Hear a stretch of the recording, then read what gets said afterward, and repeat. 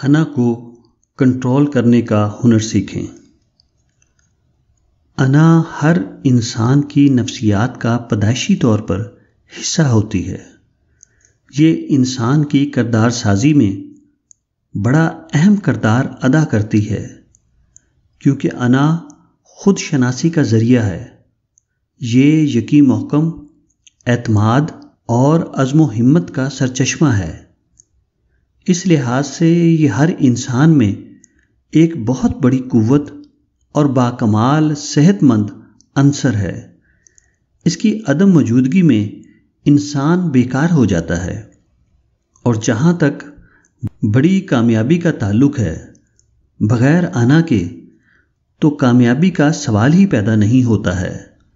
یہ انا کا مثبت پہلو ہے، لیکن ساتھ ساتھ اس کا منفی پہلو بھی ہے، اور یہی منفی پہلو مسائل کی جڑ ہے۔ انسان کو ایک معاشرتی حیوان ہونے کے ناطے دیگر افراد معاشرہ کے ساتھ رہنا پڑتا ہے۔ وہ ایک وقت میں خاندان کا فرد بھی ہوتا ہے اور سماج کا رکن بھی۔ دوسرے الفاظ میں، مل جل کر رہنا انسان کی جبلت میں ہے۔ یوں مل جل کر رہنے کے ساتھ مختلف مسائل کا کھڑا ہونا ایک قدرتی امر ہے۔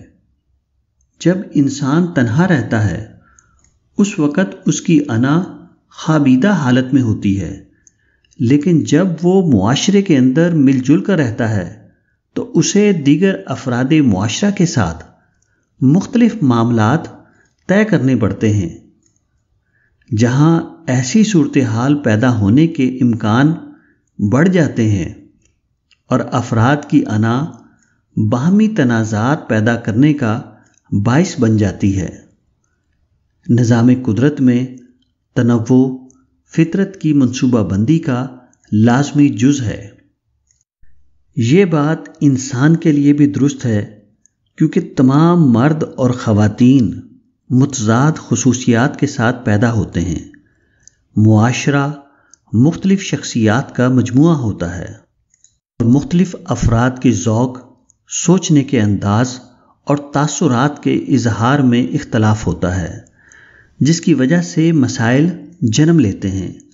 انا کا مسئلہ اس وقت جنم لیتا ہے جب انسان مختلف مزاج و کردار کے حامل افراد کے درمیان رہتا ہے۔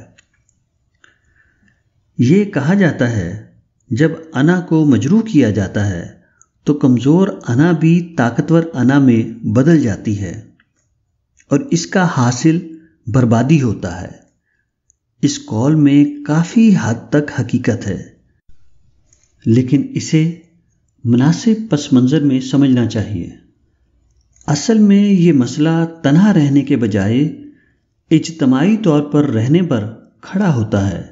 یقیناً اجتماعیت مسائل کو جنم دیتی ہے، لیکن ساتھ ساتھ اس حقیقت کو بھی تسلیم کر لینا چاہیے کہ انگلیوں پر گنے چنے افراد ہی تنہا زندگی بسر کر سکتے ہیں، کیونکہ معاشرتی زندگی میں ہر ایک دوسرے کے ساتھ اشتراک کرتا ہے، اور یہی اشتراک افراد کو اپنی شخصیت کی تعمیر میں مدد کرتا ہے اور ان کے منصوبوں کو عملی جامہ پہناتا ہے۔ اشتراک کرنے کی خواہش کے بغیر بہت کم ایسی چیزیں ہیں جو انسان کی رسائی میں ہو سکتی ہیں۔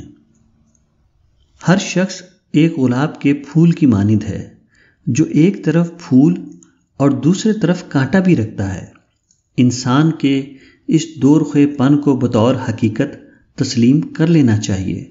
جب ایک شخص کا دوسرے کی پھول جیسی عادت سے واسطہ پڑتا ہے تو اس کا تحمل قائم رہتا ہے، لیکن جب وہ کسی شخص کی کانٹے جیسی عادت کی چبھن محسوس کرتا ہے تو اس کی انا بھڑک اٹھتی ہے۔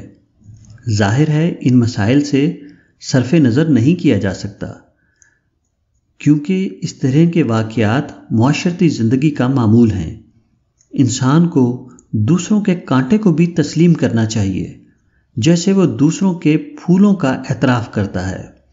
اگر وہ انسان کے ان پہلوؤں کو تسلیم نہیں کرے گا تو وہ ناقابل تلافی نقصان کا خود ذمہ دار ہوگا۔ معاشرتی زندگی میں باہمی اشتراک کا عمل ہر ایک کے لیے نفع بخش ہے، تاہم اس کے ساتھ ساتھ باہمی انا کا منفی ٹکراؤ بھی پیدا ہو جاتا ہے۔ پھر اس صورتحال میں کیا کیا جائے؟ اس صورتحال کا واحد حل یہ ہے کہ اپنی انا کی طاقت کو مثبت رخ دینے کا ہنر سیکھیں، کیونکہ اجتماعی زندگی کے فوائد حاصل کرنے کے لیے یہ قیمت ادا کرنی پڑتی ہے۔ یہ قیمت ادا کیے بغیر کوئی اس جنس کا خریدار نہیں بن سکتا ہے۔ جب ہم معاشرتی فوائد کے ثمر سمیٹ رہے ہوتے ہیں تو یہ بات بالکل درست ثابت ہوتی ہے، اگر کوئی ان معاشرتی ثمرات کو حاصل کرنا چاہتا ہے تو اس کو لازمی طور پر اپنی انا کی بہتر منصوبہ بندی، ایگو مینجمنٹ کرنے کا ہنر سیکھنا ہوگا۔ انا کا مسئلہ انسان کا اپنا مسئلہ ہے۔